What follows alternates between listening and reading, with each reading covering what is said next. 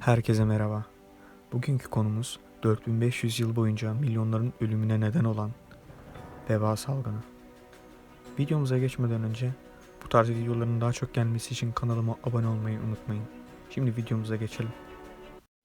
Veba salgınının Çin'de ortaya çıktığı İpek yolunu izleyerek 1346'da Kırım'a ve 1347'de Avrupa'ya ulaştığı kabul ediliyor. Veba, gemilerdeki farelerin üzerinde yaşayan pireler tarafından liman kentlerine taşınmıştı. Sicilya'ya 1347 yılının Ekim ayında gelen bir Ceneviz kadırgası hastalığı Akdeniz'e taşıdı. Başka bir Ceneviz kadırgası hastalığı 1348'in Ocak ayında Venedik'e bulaştırdı. Pisa'ya yanaşan bir Ceneviz gemisi vebayı kuzeydeki kentlere yaydı. İtalya'ya sokulmayan bir Ceneviz gemisi ise Fransa'da Marsilya limanına girip vebayı Fransızlara bulaştırdı. Salgın İspanya, Portekiz ve İngiltere'ye de sıçradı. Almanya ve İskandinavya ülkelerine ulaşan salgın 1349'da Norveç'te görüldü. İzlanda adasına ulaşamayan salgın 1351'de Rusya'yı etkisi altına aldı. Bazı kaynaklara göre vebayı Moğol ordusu kasten yaymıştı. Teoriye göre Moğollar Kırım civarında Cenevizlilerin kontrolündeki liman kentlerini kuşatıp vebadan ölenlerin cesetlerini mancanıkla kentin içine atmıştı. Ceneviz gemileri kentten kaçarken vebayı İstanbul, Sicilya adası ve Avrupa'ya taşımıştı. Avrupa'da salgının tanrıların gazabıyla veya yıldızların etkisiyle çıktığına inanılıyor. Paris Tıp Fakültesi 20 Mart 1745'te Merkür, Satürn ve Jüpiter gezegenleri aynı hizaya geldiği için salgın çıktığını açıklamıştı. Kirli havanın salgına neden olduğunu inanan çoktu. Tütsü yakarak havanın güzel kokması sağlanırsa salgının önleneceği sanılıyor. Banyo yapılmazsa derideki gözenekler açılmaz ve kötü hava vücuda giremez inancı nedeniyle 1800'lü yıllara kadar Avrupa'da insanlar yıkanmıyordu. Yahudi karşıtı fanatikler veba için Yahudileri suçlayıp katliamlar yaptı. Yahudiler su kuyularını zehirledikleri iddiasıyla canlı canlı yakıldı. Deri hastalığı olanlar, cüzzamlılar, çingene ve dilenciler de kentlerin dışına atıldı. Vebadan önce Avrupa'daki hızlı nüfus artışı beslenme sorunlarına neden olmuştu. İyi beslenemeyen insanlar hastalıklara karşı dirençsizdi. Kentler temiz tutulmadığı için her yere yayılan milyonlarca fare vebanın hızla yayılıp ölümlerin artmasına neden oldu.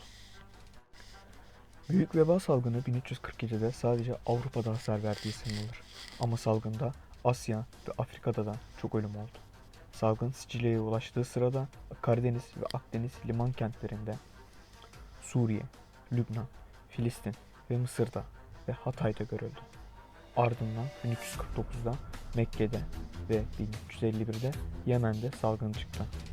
Orta Çağ'da nüfusun yoğunlaştığı ülkelerin çoğunda veba yayıldı.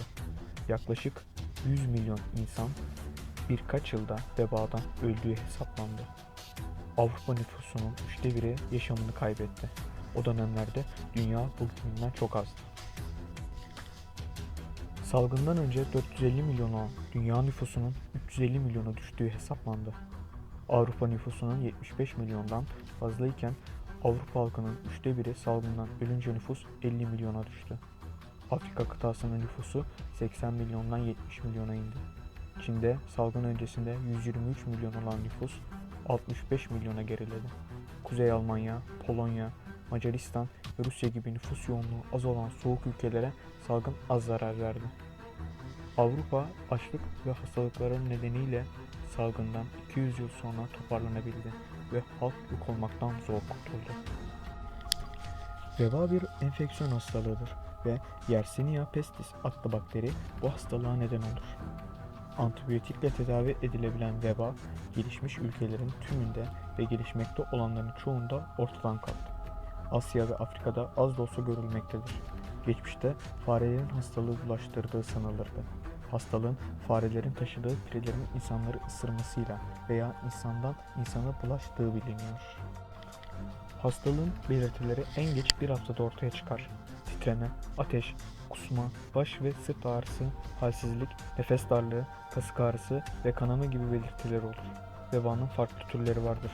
Hıyarcıklı veba en yaygın türü ve lenf bezi şişmeleri ile deri altı kanamaları görülür. Deri altında biriken kan deride siyahlıklar oluşturduğu için hastalığa kara ölüm adı takılmıştır. Vebanın ayrıca septisimek, akciğer ve gastrointestinal gibi başka türleri de vardır.